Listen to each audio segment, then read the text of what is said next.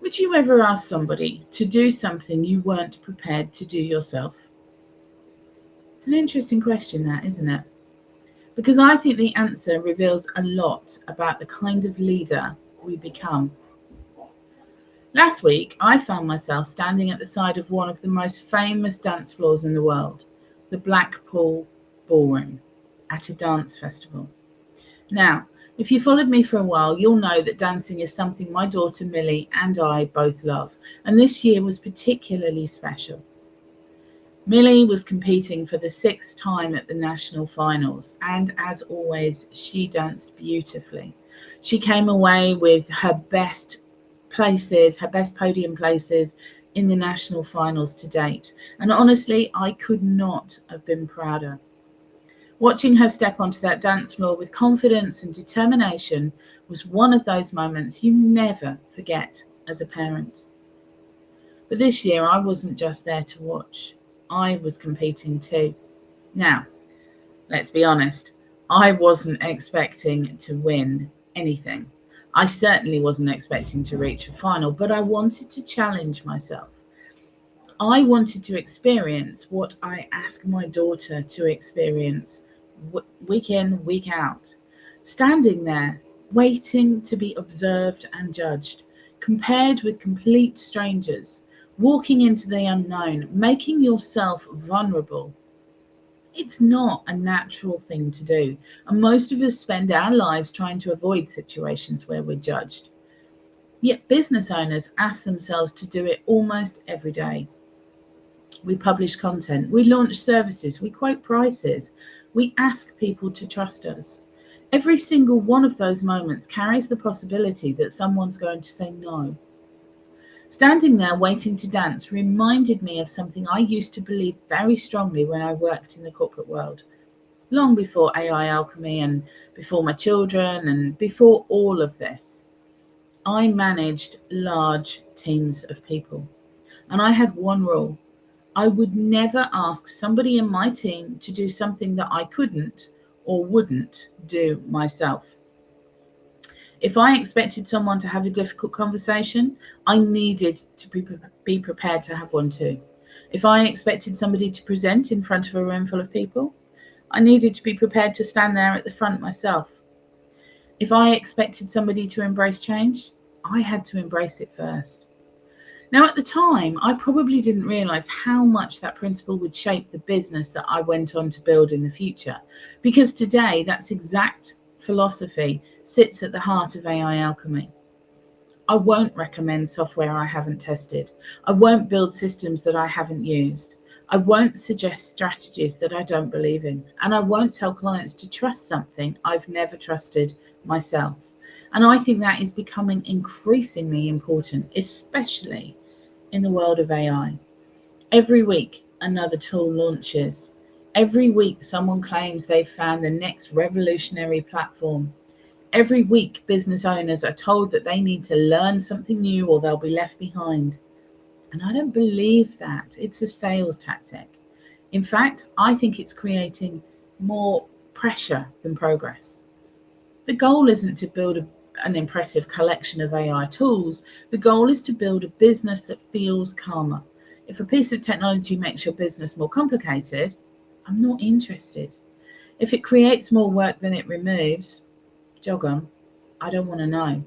If it saves 5 minutes but takes 3 days to learn, I'm probably still not interested. Because AI should support your life, not become another child or another full-time job. And that's why I spend so much time testing things before I ever mention them. I want to know, does it genuinely reduce pressure?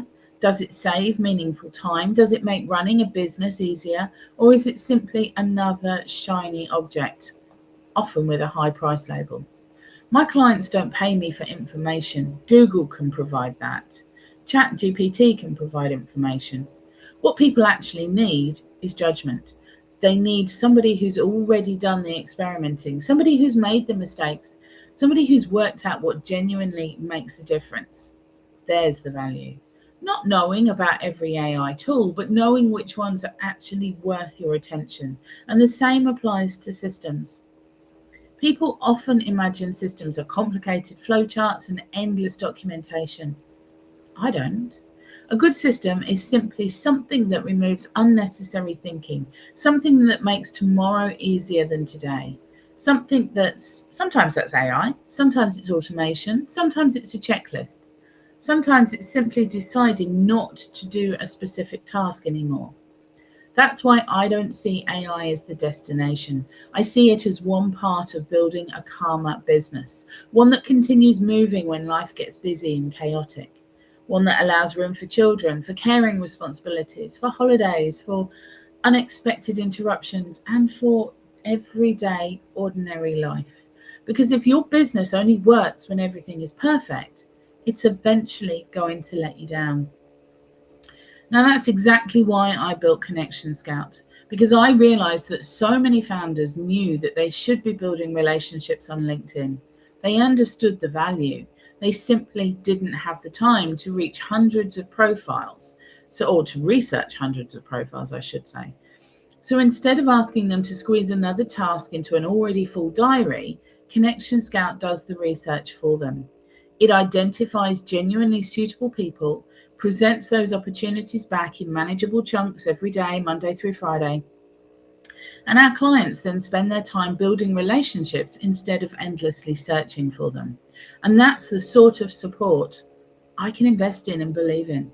Not replacing people, supporting them, helping founders spend more time doing the work that only they can do, and less time carrying the operational weight that never really belonged on their shoulders.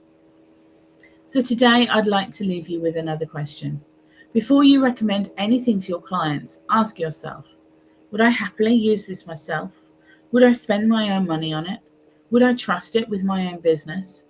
If the answer is yes, then talk about it proudly. If the answer is no, perhaps it doesn't belong in your business, because trust is built when people realize you practice what you preach. And in a world full of noise, I think authenticity has become one of the most valuable business assets any of us can have. Now, if today's video resonated with you and you're looking for practical, tested ways to build a calmer, more resilient business, I'd love to help. Take a look at Connection Scout, our done-for-you LinkedIn relationship building service. Connection Scout researches LinkedIn for you, identifies genuinely good fit people for you to connect with, and helps keep your business moving even when life gets busy. You'll find the link in the description below. But if you're not yet ready for that, download the Calm AI Quick Start Guide. It's completely free and it's going to help you start identifying simple ways to reduce operational pressure in your own business. If you've enjoyed this video, please subscribe, because every week I share practical, honest advice about building a business that supports your life instead of consuming it. And before you go, I'd love to hear from you. What's one business principle you've never been willing to compromise on? Let me know in the comments. Then click on the next video in the Calm AI Systems for Business playlist, where we'll continue exploring how to build a business that's designed for real life, not perfect weeks. I'll see you over there.